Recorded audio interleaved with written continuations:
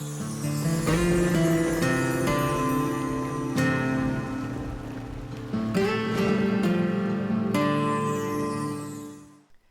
have now reached level 35, which means it is time to defend the Prancing Pony. Welcome, this is Pine Leaf Needles, Skirmisher Middle-earth. It's now time to run Defense of the Prancing Pony, and we are going to run this as a Tier 2 Skirmish, solo group size.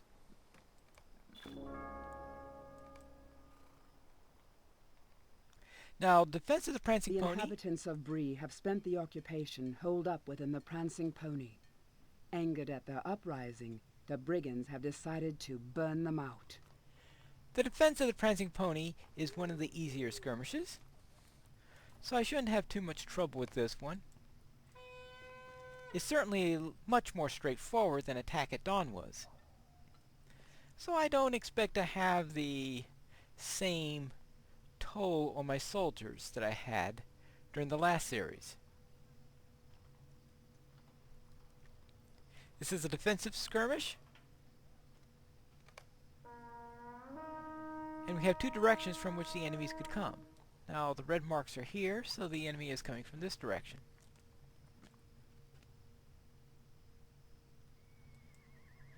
This has the same types of enemies that you'll face in Thievery Mischief. It is effectively a sequel to Thievery Mischief. Same types of trash mobs that you have in the previous skirmish. And the entire scenario is that they're trying to burn down the inn in retaliation for what we did to them in the previous skirmish. Now, every so often, every other wave within an assault, you will get one of those torchbearers. And that's the main challenge in this one, making sure the inn doesn't burn down. You can let a few torches through. Heatstraw implied that you could let as many as 5 through. I have not really put that to the test. I try to stop them all, and most of the people I skirmish with also try to stop them all, but occasionally we miss one. Now this is the third wave. In the third wave, we will generally face a lieutenant. Occasionally there won't be one, but more often than not there will be.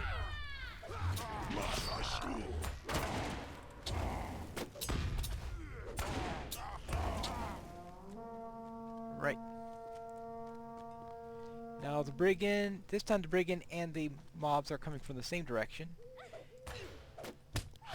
It's randomly selected on which direction the mobs come from and which direction the rest of the wave comes from. So you have a 50% chance of them coming from the same direction.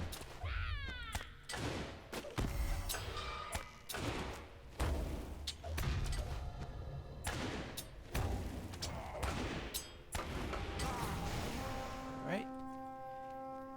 Now the fifth wave, this is one of those easy waves. The first and fifth waves are fairly straightforward.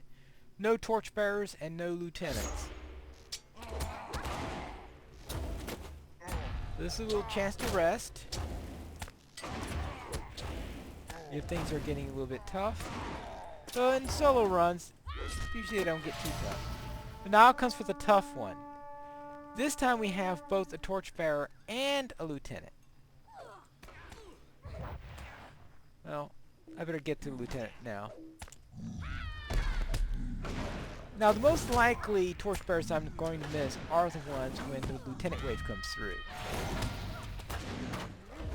This is because lieutenant I usually give them priority.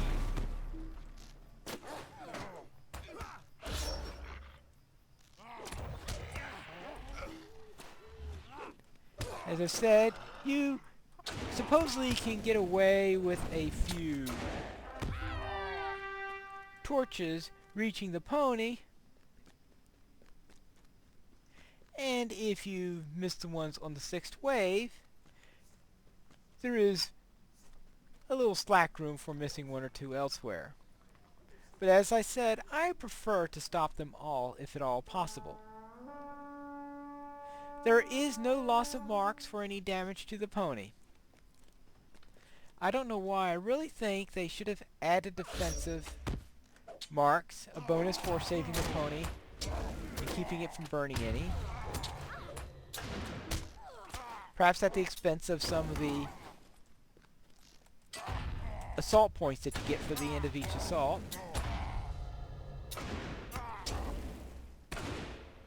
But currently, you usually get full marks, except for any that you lose due to being defeated, or you lose it by either losing heat straw or the inn. Now, I have never seen a case where we lost due to the inn. I'm sure there's a point somewhere where I have lost due to losing heat straw.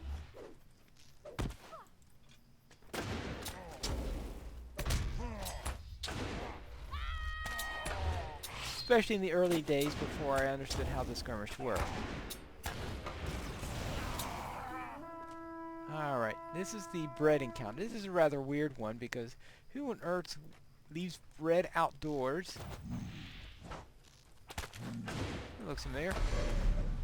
Who leaves bread outdoors and wants it to be brought inside for everyone to eat? They really must be hungry. And of course, they send the person out here fighting to pick up this dirty bread and deliver it to them. Uh-oh, Flex is in trouble. Alright. That's what I get for blabbing and not paying attention to my soldier.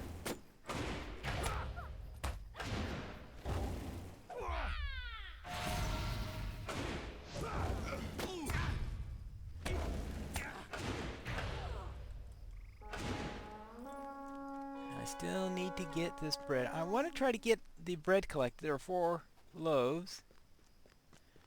I want to get up before the end of the assault so that I can fight the encounter between assaults.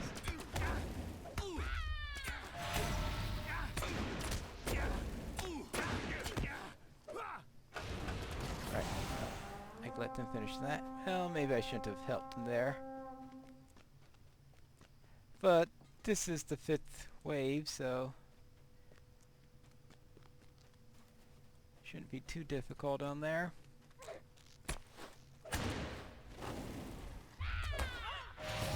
Now, I don't know what the next encounter, the other encounter is, so I don't want to drop in the bread now since there is likely to be a lieutenant next and a torchbearer. And there's also one encounter where the opponent runs up to you. And I want to avoid... Yeah, I'm going to let the torchbearer through.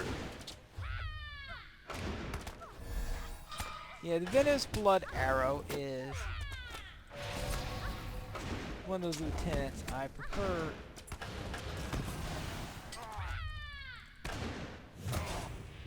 Yeah, oh, Heat Straw's not doing... Sometimes Heat Straw is able to stop the torchbearer, but apparently in this case he missed. Alright. No second encounter yet. Alright, deliver the bread. Therefore this orc comes in order to investigate why people are starving. No, don't ask me why. Now this particular encounter likes to heal himself.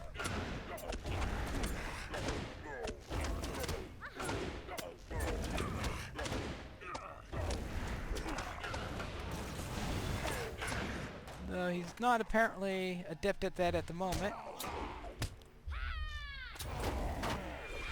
Now there's only one more encounter that can be triggered. There's only one encounter that's triggered after this point, and that is the Lynx Ratcatcher. So I presume that I'll be seeing Ratcatcher at the end of the 4th wave. He's a very late one, and that's the trick in doing him. He comes in so late.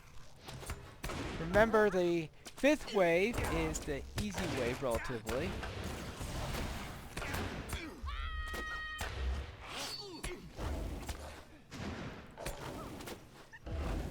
So you can take care of him and hopefully give him priority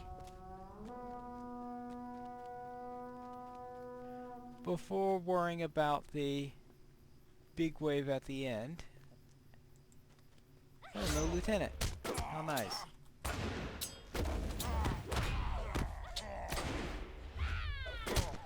So you get lieutenants on the 3rd and 6th waves, or I should say a chance of a lieutenant.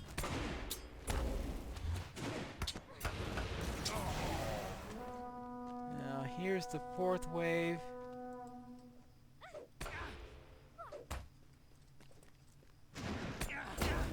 And this is going to be tricky because Ratcatcher is going to come in on the side I was just at. The opponents are here.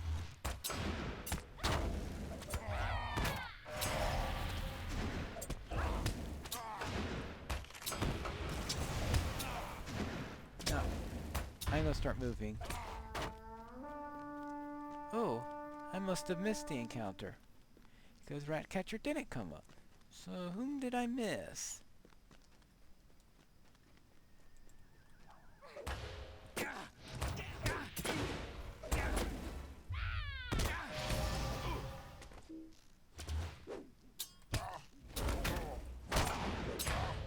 Hear that, I'm miscounting. There's no... I don't see anyone. So apparently it only gave me 1.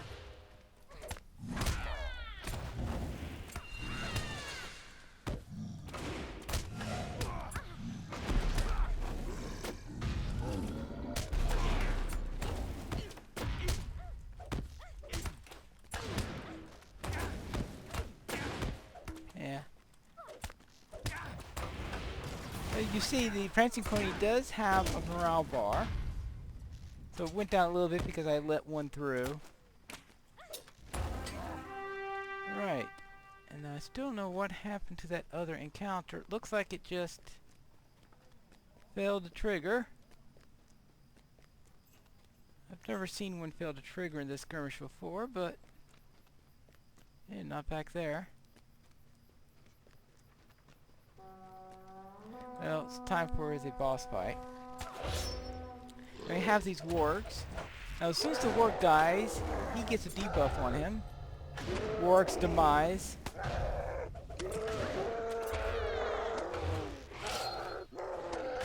Where he's temporarily weakened. And that's weakened, alright. Therefore, I completed the skirmish. Now, still wondering what in the world happened.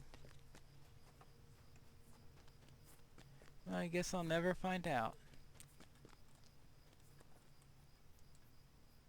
But that is Defense of the Prancing Pony. Alas, with only 1 encounter, though usually I do get 2 of them. Until next time, this is Pine Leaf Needles, where we will look into our next skirmish on our list, which are those that are at level 30. Which means, no, sorry, the ones that are at level 40.